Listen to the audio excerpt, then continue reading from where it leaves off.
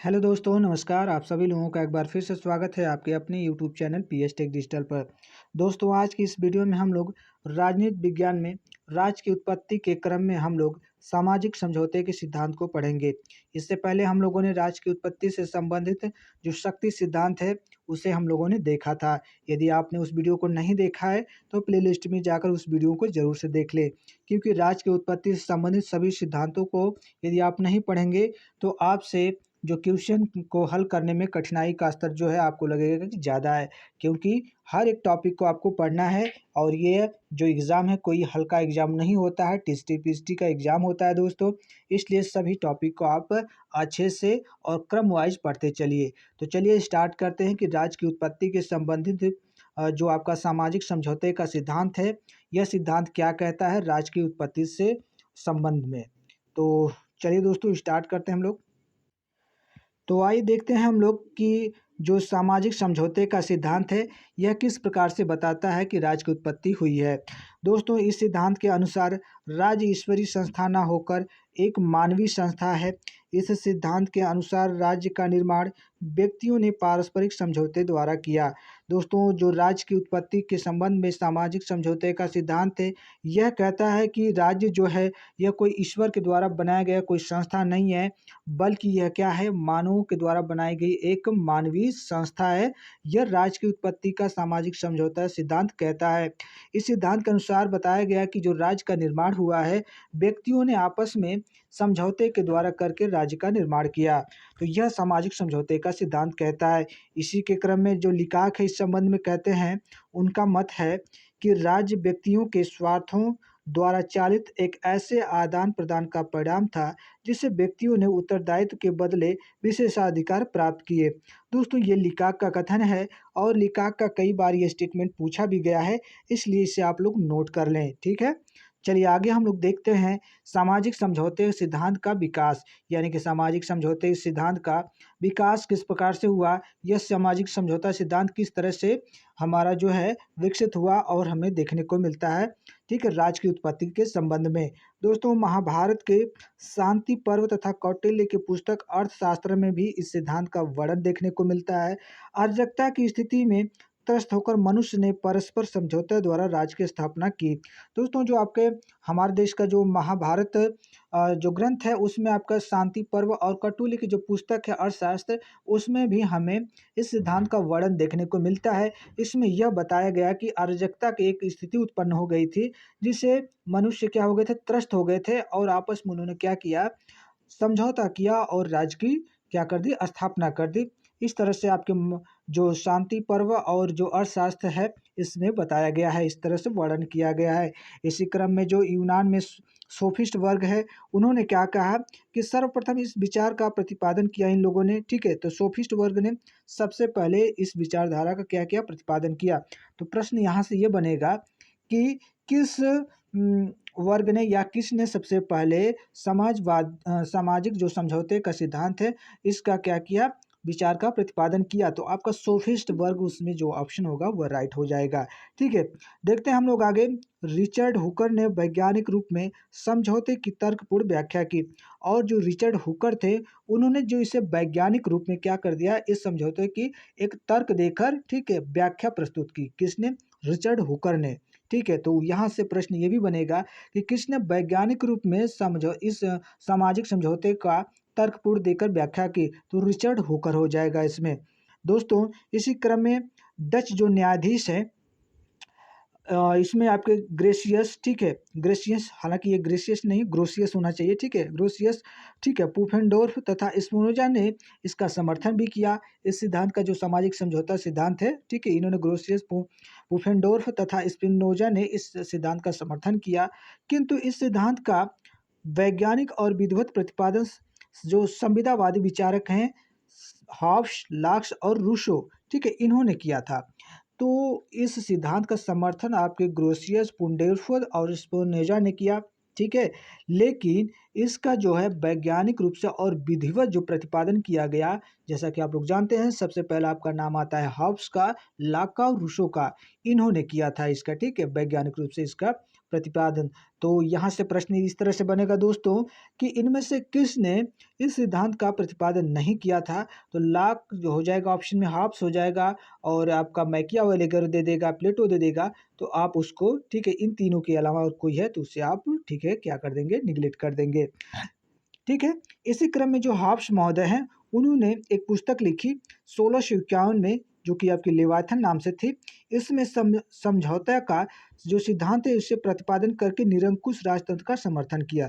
तो हॉब्स महोदय ने 1651 में अपनी लेवाथन पुस्तक की क्या करते हैं, इसका प्रकाशन करते हैं और इस सिद्धांत में उन्होंने बताया था क्या कि जो सामाजिक समझौता है उसका किस तरह से विकास हुआ, लोगों ने किस तरह से राज्य का ठीक है स्थापना करते हैं और इसमें जो राजतंत्र होता है वह किस प्रकार से निरंकुश राजतंत्र बन जाता है।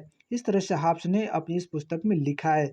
इसी क्रम में हॉब्स के द्वारा जो इस सिद्धांत में मानव स्वभाव को बताया गया है वह किस प्रकार से बताया गया है। यहाँ पे समझिए कि मानव स्वभाव का मतलब ये हो गया कि हॉब्स ने जो सामाजिक समझौता सिद्धांत प्रतिपादन किया उसमें उन्होंने मानव का स्वभाव किस प्रकार से होना चाहिए ये बताया। तो आइए देखते हैं कि क्या बताया है।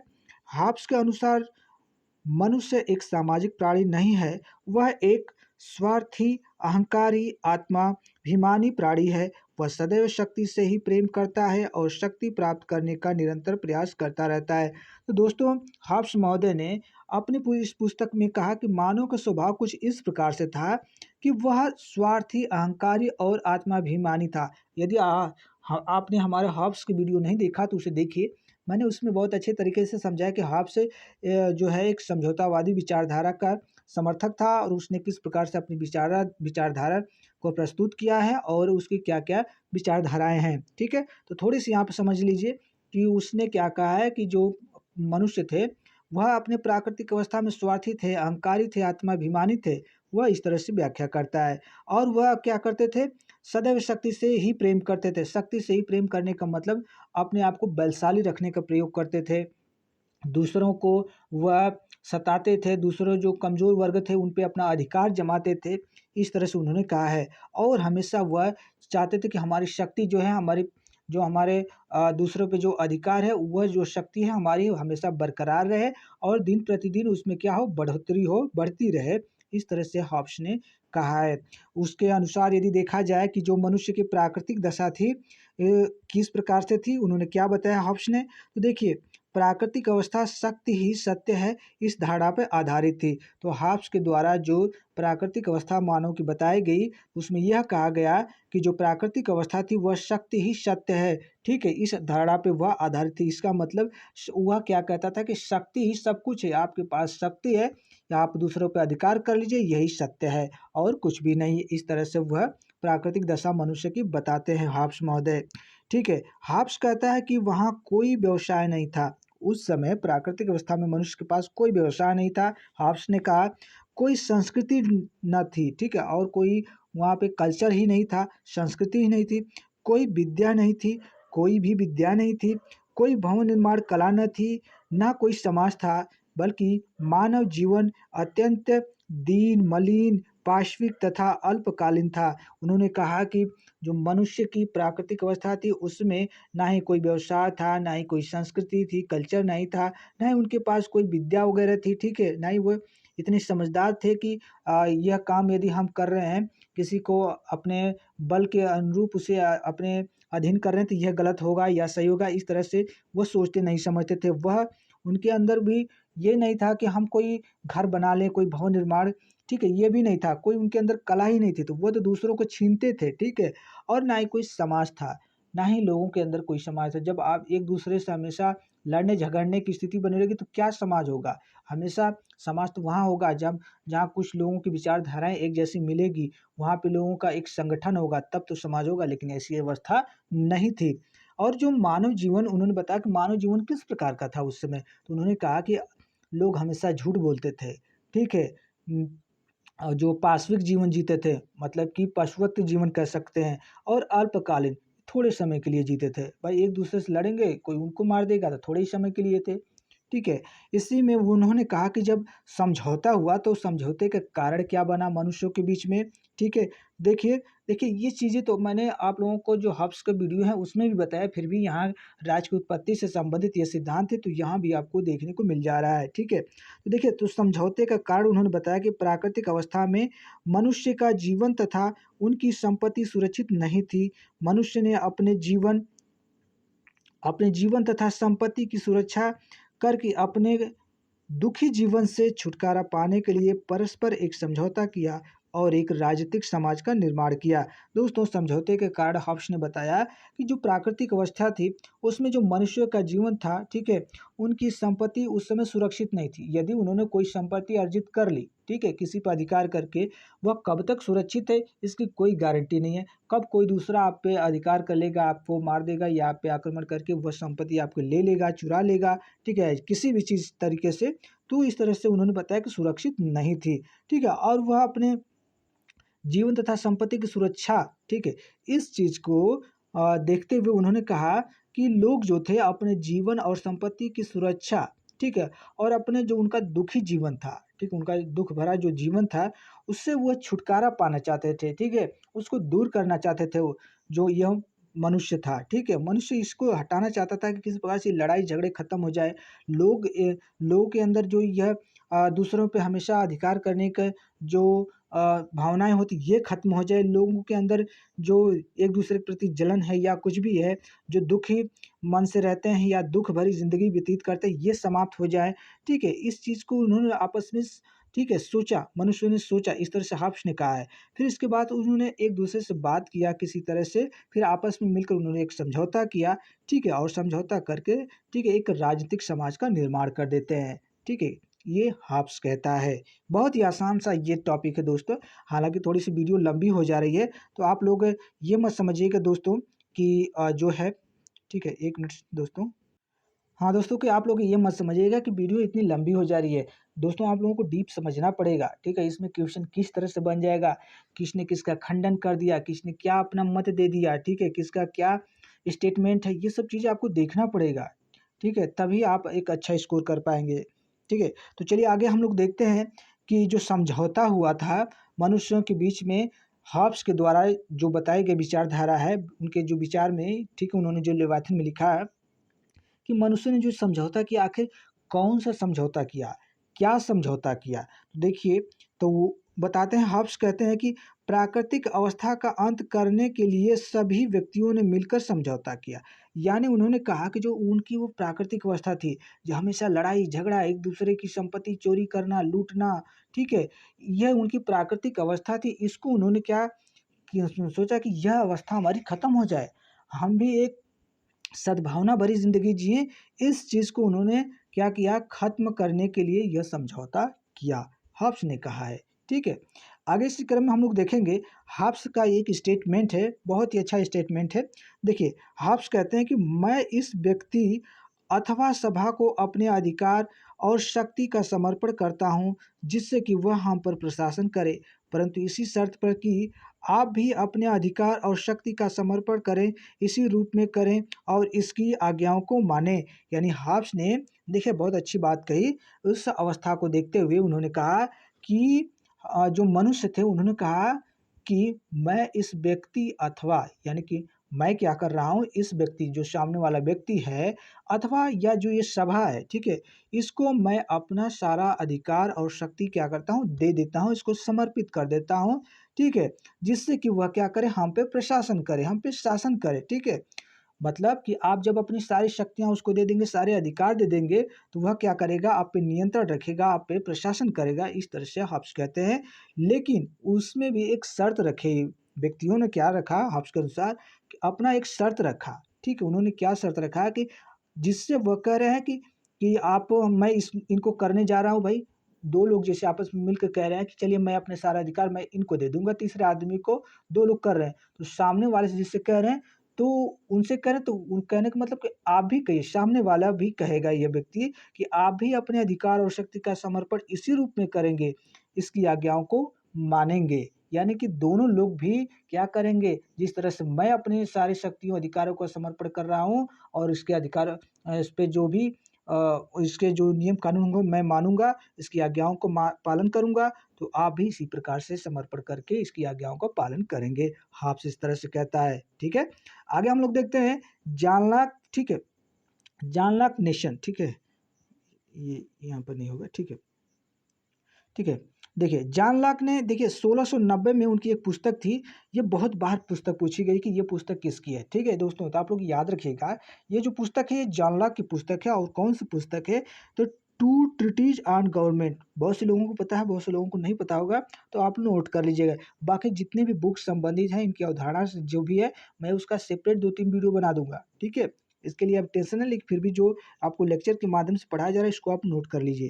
तो देखिए, तो लॉक ने 1990 में उनकी जो पुस्तक थी, 1690 में, टू ट्रीटीज ऑन गवर्नमेंट में उन्होंने समझौता सिद्धांत का प्रतिपादन कर सीमित वैधानिक राजतंत्र का प्रतिपादन किया। तो जो जॉन लॉक महोदय हैं, उन्होंने अपनी इस पुस्तक जो कि टू ट्रीटीज ऑन गवर्नमेंट है, इस पुस्तक में उन्होंने समझौता सिद्धांत का प्रतिपादन किया और सीमित एवं वैधानिक राजतंत्र का प्रतिपादन किया। मतलब एक सीमित उनको दायरा दिया गया और वैधानिक, ठीक है, कानूनी राजतंत्र होगा, इस तरह से उन्होंने जॉन लॉक ने कहा, ठीक है, अपनी पुस्तक में।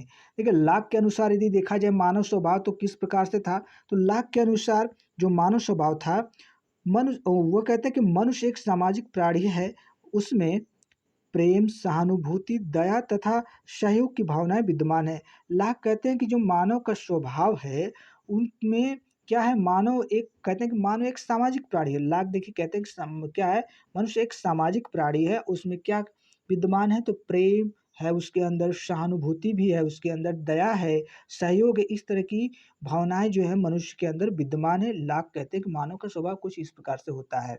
इसी क्रम में लॉक के अनुसार यदि देखा जाए तो प्राकृतिक अवस्था किस प्रकार से थी मनुष्यों की, ठीक है। तो देखिए वो कहते हैं कि प्राकृतिक अवस्था में मनुष्य सुख, ठीक है, मनुष्य सुख और शांति का जीवन व्यतीत करता था। वह उस समय के जो नियम थे, तुम दूसरों के साथ वैसा ही व्यवहार करो जैसा व्यवहार तुम दूसरों से अपने प्रति चाहते हो। बहुत ही अच्छा, ठीक है। यहाँ पे देखिए कहा गया, आगे हम लोग देखते हैं सबसे पहले, ठीक है, का पालन करते हुए सभी मनुष्य को अपने जीवन स्वतंत्रता यहाँ पे होना चाहिए, ठीक है, जीवन और स्वतंत्रता संपत्ति के अधिकार प्राप्त थे। तो लॉक ने कहा कि जो प्राकृतिक अवस्था मनुष्यों की थी, वह क्या थी, सुखमय थी, शांति जीवन वह व्यतीत करता था, ठीक है।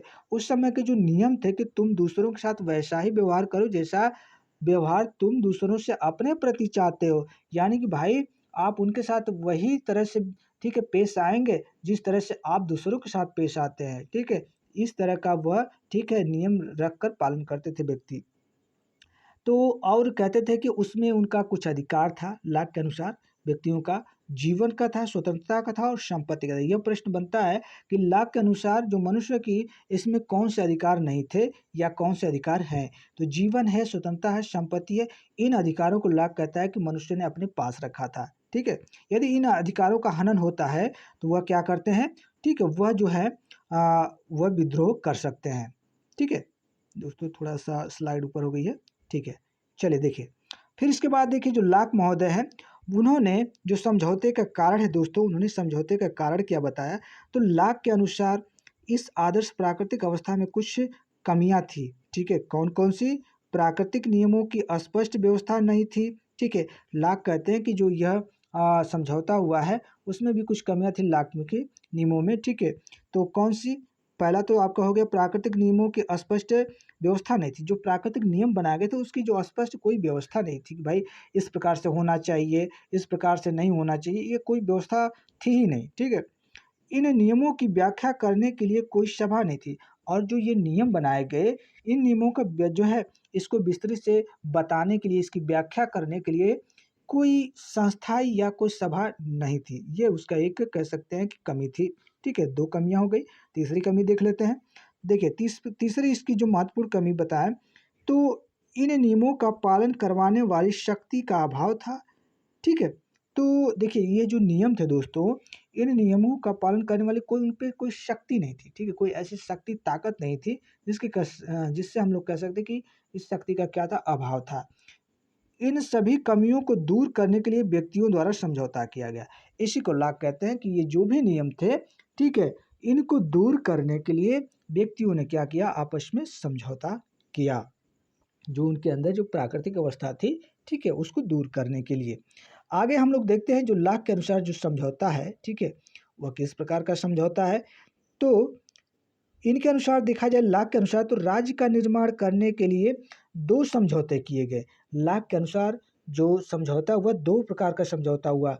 पहले में देखिए, पहले समझौते द्वारा व्यक्ति अवस्था का अंत करके समाज की स्थापना की गई। इसके बाद दूसरा समझौता हुआ, ठीक है। तो पहले में जो समझौता हुआ उसमें कहा गया कि प्राकृतिक अवस्था का अंत कर दिया गया, ठीक है, करके एक समाज की स्थापना, जो उनकी प्राकृतिक अवस्था थी, ठीक है, उसको समाप्त करके एक समाज, एक संगठन का, ठीक है, निर्माण होता है। और दूसरे समझौते में क्या हुआ, जिसमें शासित वर्ग ने शासक वर्गों को कानून बनाने, उनकी व्याख्या करने तथा उन्हें लागू करने का अधिकार दे दिया। तो पहले में तो भाई एक समाज की स्थापना करते हैं, दूसरे में उन्होंने क्या किया, जो शासित वर्ग थे, लोगों पे शासन करने वाले जो लोग थे, ठीक है, उन वर्गों को उन्होंने क्या किया, कानून बनाना, ठीक है, कह दिया कि भाई आप कानून बनाइए, इसकी व्याख्या करिए, लोगों को बताइए कि ये कानून इस प्रकार से है, आप इस तरह से करेंगे तो आप दंडित किए जाएंगे, ठीक है, और कह दिया कि भाई आप इस कानून को लोगों पे लागू करेंगे, ठीक है। तो दो तरह के समझौते होते हैं, पहले में समाज की स्थापना, दूसरे में, ठीक है, शासित वर्ग ने अपने वर्गों को कानून बनाने, व्याख्या करने और लागू करने का अधिकार दिया। दो क्या हुए थे, समझौते हुए। किंतु यह सिद्धांत प्रतिबंध लगा दिया कि शासक प्राकृतिक नियमों के अनुकूल तथा जनहित में ही कानून बनाने का निर्माण करेगा। लेकिन यहाँ पे एक शर्त उस पे रख दी गई, ठीक है, प्रतिबंध लगा दिया गया कि जो प्राकृतिक कुछ नियम है, ठीक है, उनके अनुकूल ही, ठीक है, उनके अनुकूल ही आप नियम कानून बनाएंगे, जो कि क्या होगा, लोगों के हित में होना चाहिए, ठीक है। इस तरह से लाक ने जो अपना समझौता बताया कि क्या-क्या समझौते हुए, ठीक है, दो तरह के समझौते हुए थे लाक के अनुसार। अब हम लोग देखते हैं, ठीक है, रूसो, ठीक है, रूसो के अनुसार, देखिए रूसो के अनुसार देखते हैं सामाजिक समझौता किस प्रकार का था, जिससे राज्य की उत्पत्ति होती है। तो दोस्तों रूसो के अनुसार यहाँ पे रूसो होना चाहिए, ठीक है। रूसो ने अपनी पुस्तक द सोशल कॉन्ट्रैक्ट, बहुत फेमस पुस्तक है, पूछता है द सोशल कॉन्ट्रैक्ट किसकी पुस्तक है, तो रूसो की है, ठीक है। इस पुस्तक में सामाजिक समझौते सिद्धांत का प्रतिपादन किया। तो दोस्तों द सोशल कॉन्ट्रैक्ट जो कि रूसो की पुस्तक है, इस पुस्तक में रूसो ने सामाजिक समझौता सिद्धांत का प्रतिपादन किया। रूसो के अनुसार जो उस समय मानव स्वभाव था, किस प्रकार से था, तो रूसो के अनुसार मनुष्य स्वभाव का अच्छा होता है, उसमें दया तथा परोपकार की भावना होती है, ठीक है। तो रूसो कहता है कि कहता है कि मानव का जो स्वभाव था उस समय, ठीक है, वह एक अच्छा स्वभाव वाला व्यक्ति था। वह कहता है कि उसमें दया था, परोपकार की भावना थी। इसी को देखते हुए रूसो कहता है कि अपना स्टेटमेंट देता है, क्या स्टेटमेंट देता है कि मनुष्य मौलिक रूप से अच्छा है और सामाजिक बुराइयां ही मानवीय अच्छाई में बाधक बनती है। तो ये रूसो का स्टेटमेंट है। स्टेटमेंट को मैं बार बार कहता हूँ कि आप नोट कर लीजिए, ठीक है। तो रूसो कहता है कि मनुष्य मौलिक रूप से, ठीक है, क्या मनुष्य जो है मौलिक रूप से, नीतिगत रूप से क्या है, वह अच्छा है, लेकिन जो सामाजिक बुराइयां हैं, ये क्या करती हैं, मानवीय जो अच्छाई हैं उसमें ये बाधक बन जाती हैं। जो समाज के अंदर जो बुराइयां हैं, वह मानवीय अच्छाई में आकर उसकी एक बाधक बन जाती हैं, ठीक है, उससे आगे नहीं बढ़ने देती हैं। इस तरह से रूसो ने, ठीक है, अपना स्टेटमेंट दिया। आगे इसी क्रम में रूसो के अनुसार यदि प्राकृतिक अवस्था को हम बात करें मनुष्यों की, तो रूसो ने प्राकृतिक अवस्था में व्यक्ति के लिए आदर्श बर्बर शब्द का प्रयोग किया। तो रूसो ने कहा कि जो मनुष्य की जो प्राकृतिक अवस्था थी, इस अवस्था में मनुष्य क्या थे, आदर्श बर्बर थे। देखिए, वह कह रहा है कि बर्बर मतलब असभ्य, लेकिन वो भी असभ्य किस प्रकार से, एक अच्छा सभ्य व्यक्ति था, ठीक है। देखिए, असभ्य का मतलब ये नहीं कि आप बहुत वो दुष्ट प्रकार के हों, वो असभ्यता नहीं होती है, असभ्यता कई तरह से होती है। असभ्य का मतलब आप कुछ जानते नहीं हैं, आप पढ़ाई-लिखाई नहीं जानते हैं, आप लोगों के नहीं जानते कि भाई ये क्या चीज़ है या क्या चीज़ नहीं है, ठीक है। तो ये क्या है? ये भी एक तरह से असभ्य, मतलब ये बर्बर जो है इसका मतलब होता है असभ्य, ठीक है। उन्होंने ऐसा वर्ड ही दिया है जिससे हमको लिखना पड़ता है, लेकिन इसका हिंदी रूपांतरण बर्बर का असभ्य होता है। तो उन्होंने कहा कि आदर्श बर्बर मतलब एक अच्छा, ठीक है, कह सकते हैं कि असभ्य व्यक्ति, एक अच्छा असभ्य व्यक्ति। देखते हैं कभी-कभी एक कोई पागल व्यक्ति होता है, ठीक है? उसे कुछ नहीं पता है, पागल है, लेकिन आपसे बड़ा वो अच्छे तरीके से पेश आता है। तो उसी चीज़ को कहा गया कि आदर्श बर्बर, ठीक है? कहा है। कहता है रूसो कि व्यक्ति अपने आप में ही पूर्ण संतुष्ट था, उसमें वृद्धि तथा विवेक का अभाव था। प्राकृतिक अवस्था में मनुष्य का जीवन शांत, सुखमय तथा संतुष्ट था। रूसो ने कहा कि जो व्यक्ति था उस समय अपने आप में बहुत ही संतुष्ट था, ठीक है?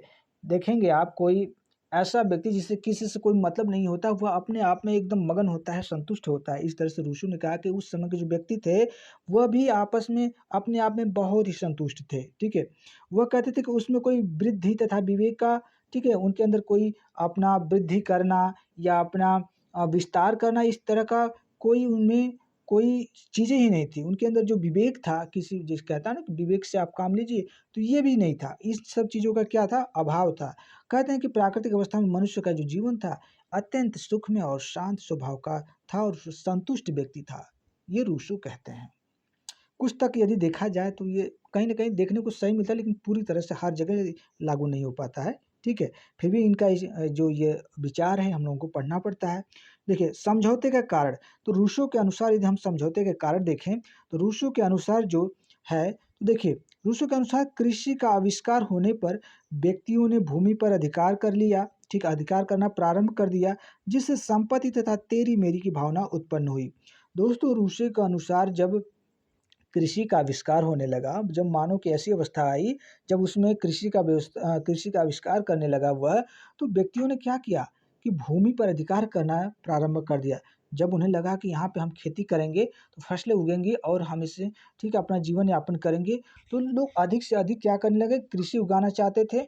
जब कृषि अधिक से अधिक उगाएँगे, तो उनको ज़मीन भी अधिक से चाहिए, तो ज़मीन को क्या करने लगे, अपने अधिकार में लेने लगे और क्या स्थिति उत्पन्न हो गई, तो संपत्ति और तेरी-मेरी, ठीक है? संपत्ति अर्जित करना और तेरी-मेरी मतलब ये तेरा है, ये मेरा है, ठीक है? यहाँ तक तुम्हारा रहेगा, यहाँ तक मेरा रहेगा, इस तरह की भावना लोगों में उत्पन्न हो गई, ठीक है? इसी क्रम में रूसो क्या कहता है, देखिए मैं बहुत आसान से शब्दों में आप लोगों को बताना का प्रयास कर रहा हूँ, जो आप रोज़मर्रा की ज़िंदगी में जिस शब्दों का प्रयोग करते हैं, ठीक है? बाकी तो ये किताबी शब्दों में है, फिर भी ये किताबी शब्द भी मैंने इस तरह से यूज़ किया है कि आप लोगों को आसानी से समझ सकते हैं, ठीक है? तो देखिए रूसो ने क्या कहा कि यह पहला व्यक्ति समाज का वास्तविक जन्मदाता था, जिसने भूभाग को बाड़े से घेर कर कहा कि यह मेरी भूमि है और जिसे अपने कथन के प्रति विश्वास करने वाले सरल व्यक्ति मिल गए। तो दोस्तों ये रूसो का स्टेटमेंट था। तो दोस्तों ये रूसो का स्टेटमेंट था कि यह जो व्यक्ति है समाज का, ठीक है, पहला वास्तविक व्यक्ति इसको समाज का वास्तविक संस्थापक इसको माना जाता है, ये व्यक्ति इसको, कि जिसने क्या कहा कि भूभाग को एक एक ऐसा भूभाग था जिसे उसने बाड़े से घेर दिया, घेर के और कहा कि यह मेरी भूमि है भाई। इस पे और उन्होंने कहा कि इस मतलब यह मेरी भूमि है, इस चीज़ को, इस शब्द को वह लोगों को स्वीकार कराने के लिए, विश्वास कराने के लिए क्या कि व्यक्तियों को, ठीक है, कहने लगा कि ये मेरा है और उसको इस तरह के व्यक्ति भी मिल गए कि हाँ भाई ये तो इसकी है, ठीक है? तो ये रूसो कहता है, ये उसका स्टेटमेंट है और इस स्टेटमेंट को आप याद कर सकते हैं आसानी से, ठीक है? चलिए देखिए दूसरों के सॉरी दोस्तों यहाँ फिर टाइपिंग कुछ ज़्यादा ही मिस्टेकिंग है, ठीक है? यहाँ रूसो होना चाहिए, ठीक है? फिर से मैं लिख देता हूँ, रूसो होगा, ठीक है? देखिए रूसो के अनुसार सामाजिक समझौता, तो रूसो के अनुसार जो सामाजिक समझौता हुआ था वह किस प्रकार का हुआ था? तो इस युद्ध, ठीक है, इस समझौते के द्वारा उन्होंने कहा कि यह जो है युद्ध और संघर्ष के वातावरण का अंत करने के लिए सभी व्यक्तियों ने एक स्थान पर एकत्रित होकर समझौता किया। इस समझौते में सभी व्यक्तियों ने अपने समस्त अधिकार का समर्पण किसी भी व्यक्ति विशेष के लिए नहीं वरन संपूर्ण समाज के लिए कर दिया। थोड़ी-सी टाइपिंग मिस्टेक है लेकिन मैं आपको इस समझा देता हूँ कि यह क्या कहा गया है इसमें।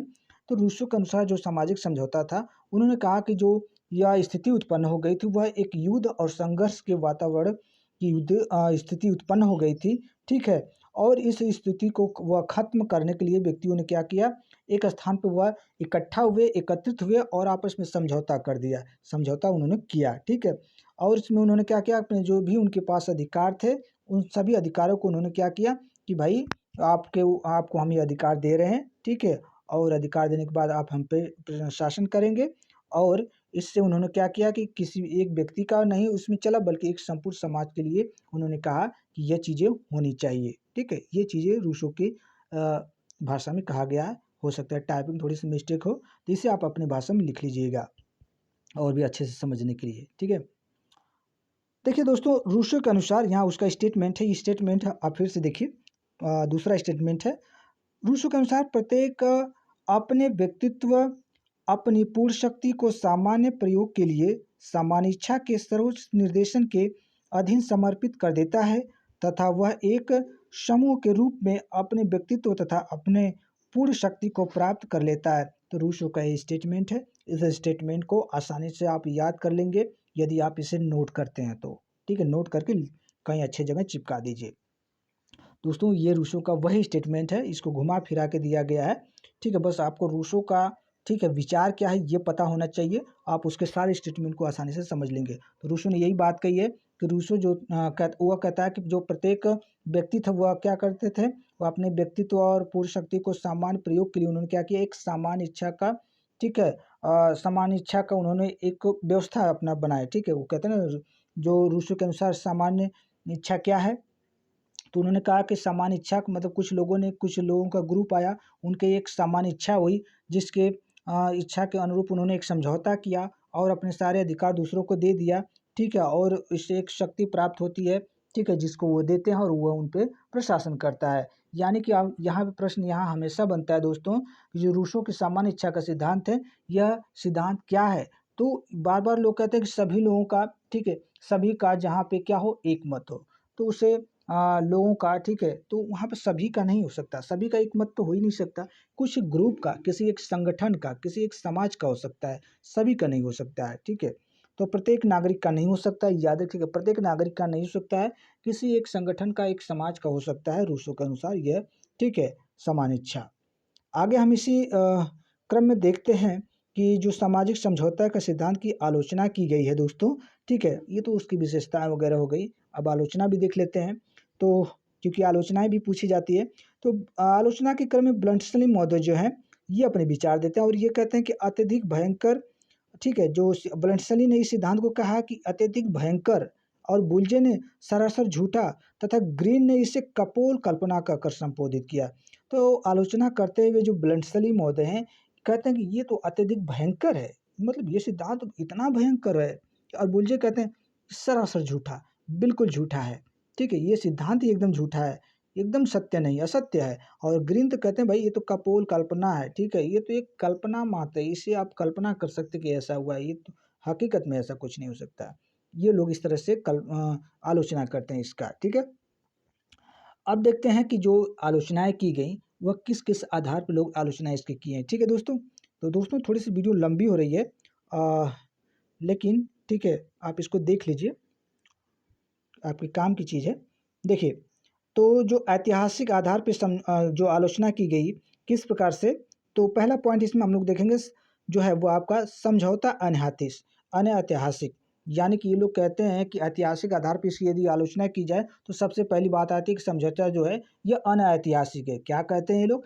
कहते हैं कि इस दृष्टि के अनुसार यह सिद्धांत असत्य है, क्योंकि इतिहास में कभी भी ऐसा उदाहरण नहीं मिलता कि आदिम मनुष्य ने पारस्परिक समझौते के आधार पर राज्य की स्थापना की।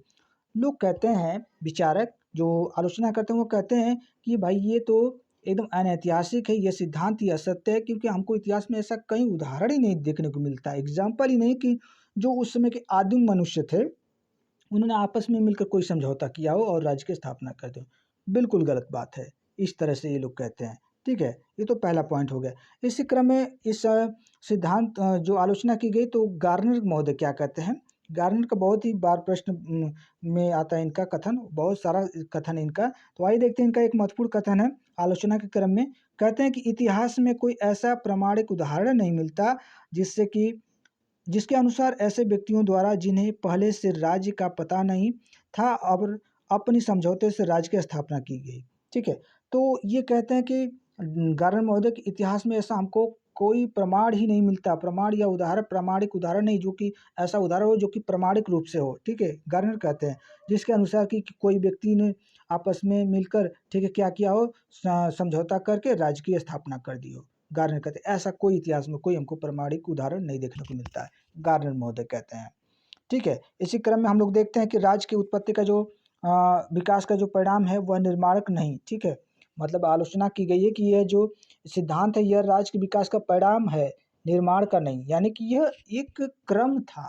लोग कहते हैं कि भाई यह एक विकास का एक क्रम है, ठीक है, परिणाम है, लेकिन यह कोई निर्माण नहीं है कि इससे राज्य बना हो। इसे हम विकास कह सकते हैं कि इस तरह से हुआ हुआ एक स्टेप बाय स्टेप। ठीक है, लेकिन ये कह दें कि एकदम निर्माण ही हो गया, इससे इसे हम नहीं मान सकते, लोग कहते हैं जो आलोचना करते हैं। इसी क्रम में आपके जो लाफर महोदय हैं वह कहते हैं कि परिवार की भांति ही राज्य समाज के लिए आवश्यक है और वह समझौते का नहीं वरन वस्तु स्थिति के प्रभाव का परिणाम है।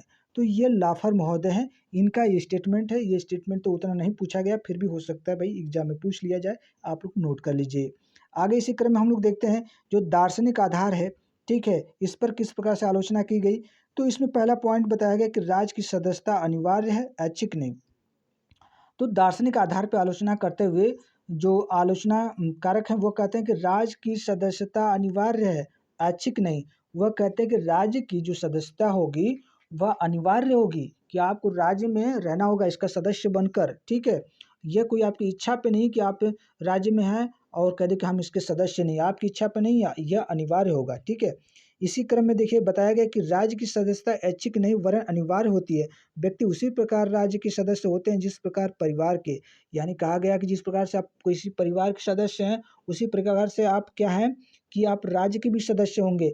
यह कोई आपकी इच्छा पे निर्भर नहीं होगा कि हाँ आप हैं कि नहीं है। ठीक है, यह अनिवार्य रूप में होगा। ठीक है, इसी प्रकार से फिर आलोचना की गई कि राज्य एक प्राकृतिक संस्था है। ठीक है, उन्होंने कहा कि राज्य एक प्राकृतिक संस्था है।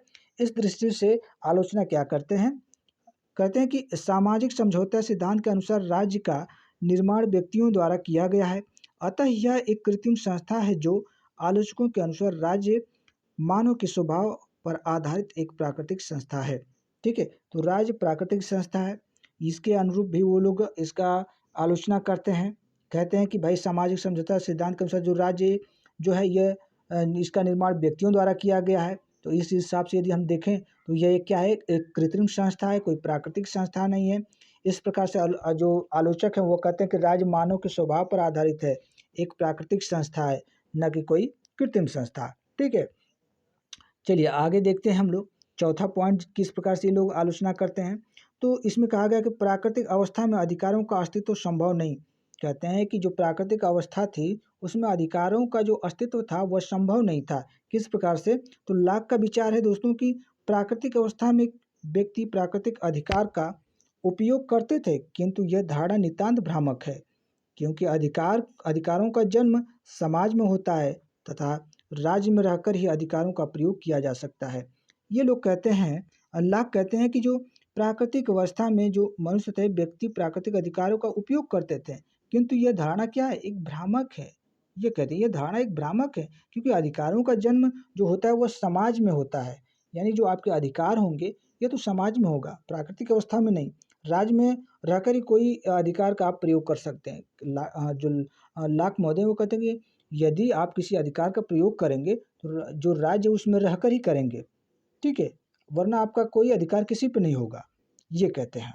ठीक है, और देखिए अतार्किक अतार्किक रूप में भी इन्होंने क्या कहा कि यह क्या सिद्धांत है, ये गलत है। किस प्रकार से इसकी आलोचना करते हैं, तो कहते हैं कि प्राकृतिक अवस्था में रहने वाले व्यक्तियों में जो राज्य संस्था से बिल्कुल अपरिचित थे, एकाएक ही राजनीतिक चेतना में कैसे उत्पन्न हुई, यह बात समझ में नहीं आती है, क्योंकि राजनीतिक चेतना सामाजिक जीवन में ही उत्पन्न होती है, प्राकृतिक अवस्था में नहीं।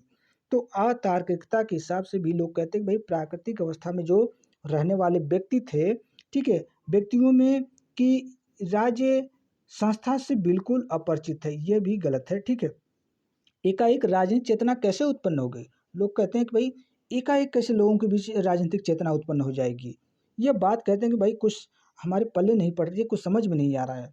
और तब क्या देते हैं, कहते हैं कि राजनीतिक चेतना तो भाई सामाजिक जो जीवन है उसमें उत्पन्न होती है, प्राकृतिक अवस्था में नहीं होती है। इसलिए कहते हैं भाई ये कोई तर्कपूर्ण, ये हमको विचार नहीं लगता है, आलोचना करते हैं।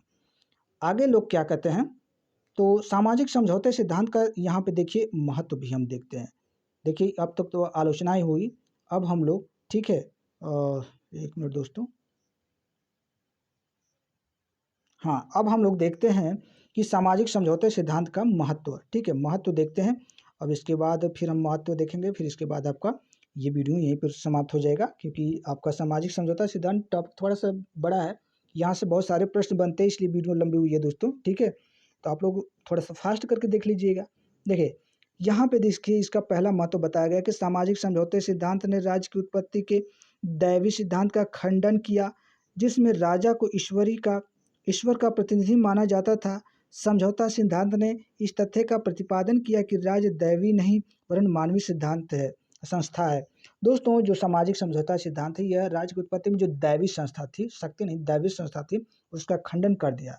जो कि राजा को कहते थे कि ईश्वर जो है ईश्वर का प्रतिनिधि है, ठीक है? लेकिन उन्होंने खंडन कर दिया इसका, और जो सामाजिक समझौता सिद्धांत है इसका प्रतिपादन किया और कहा कि भाई राज्य दैवी नहीं बल्कि ये मानव के द्वारा बनाई गई एक संस्था है। दूसरे पॉइंट में बताया गया कि सामाजिक समझौता सिद्धांत ने इस सत्य का प्रतिपादन किया कि जन सहमति ही राज्य का आधार है, शक्ति अथवा शासक की व्यक्तिगत इच्छा नहीं। कहते हैं कि जो सामाजिक समझौता सिद्धांत है, इस सत्य का जो ये सत्य है कि जन सहमति ही राज्य का आधार है, लेकिन शक्ति अथवा शासक की व्यक्तिगत इच्छा नहीं इसमें कह सकते कि यह आधार बन सकता है। कहते हैं कि जन सहमति राज्य का ही आधार होता है, ठीक है? देखिए तीसरे पॉइंट में बताया गया है कि सामाजिक समझौता सिद्धांत ने प्रभुत्व संबंधी विचारधारा में महत्वपूर्ण योगदान दिया। तो सामाजिक समझौता जो सिद्धांत है, इसने प्रभुत्व जो संबंधी जो विचारधाराएँ हैं उत्पन्न हुई, उसमें भी इसने अपना बहुत ही काफ़ी महत्वपूर्ण योगदान दिया है। इसलिए कह सकते हैं कि इसका जो योगदान है काफ़ी महत्वपूर्ण योगदान माना जा सकता है, ठीक है? राज्य की उत्पत्ति के संबंध में सामाजिक समझौते का सिद्धांत को। तो देखिए, ये जितने भी सिद्धांत हमने अभी तक पढ़ा, हर एक सिद्धांत कहीं न कहीं अपनी जगह सही भी है, कहीं न कहीं उसमें कुछ कमियाँ हैं, ठीक है? कहीं न कहीं उनका एक महत्व भी रहा है। जिस तरह से जो समाज का विकास हुआ है, तो उस तरह से उसमें कमियाँ देखने को मिली और समाज हमारा आगे बढ़ते चला गया, विकास होते चला गया, नई-नई विचारधाराएँ आती चली गईं, ठीक है? इसके बाद दोस्तों अब हम लोग देखेंगे राज्य की उत्पत्ति के संबंध में हम लोग, ठीक है? जो विकासवादी सिद्धांत है, उसे हम लोग पढ़ेंगे और समझेंगे। इसके बाद फिर हम लोगों का जो कोई टॉपिक होगा उसे हम लोग देखेंगे। सीरियल नंबर से एकदम क्रम वाइज़ चलेंगे। बहुत जल्दी मैं आप लोगों का ये जो थ्योरेटिकल वीडियो है उसे समाप्त कर दूँगा। पॉलिटी बचेगी तो पॉलिटी आप लोग अपने से भी पढ़ लीजिएगा, फिर भी उसमें मैं कुछ जो आर्टिकल हैं, संशोधन है वो आप लोगों को बता दूँगा और उसका नोट्स आप लोगों को दे दूँगा। तो दोस्तों इस वीडियो में बस इतना ही। वीडियो कैसी लगी? वीडियो थोड़ी-सी लंबी होगी, थोड़ा-सा आप लोगों को बोरिंग लग रहा होगा, ठीक है? फिर भी आप लोग भाई कुछ समय तक अब इसे आप कष्ट कहिए या कुछ भी कहिए, इसे आप लोग झेलिए, पढ़िए, याद करिए। मैं यही कहूँगा, क्योंकि आपको सफलता तभी मिलेगी जब आप मेहनत करेंगे। ठीक है दोस्तों? तो इन्हीं सब बातों के साथ हम इस वीडियो को यहीं पे विराम देते हैं। मिलते हैं नेक्स्ट वीडियो में, तब तक के लिए थैंक यू, धन्यवाद। और हाँ, जाते-जाते शेयर कर दीजिएगा दोस्तों, ठीक है? मिलते हैं नेक्स्ट वीडियो में।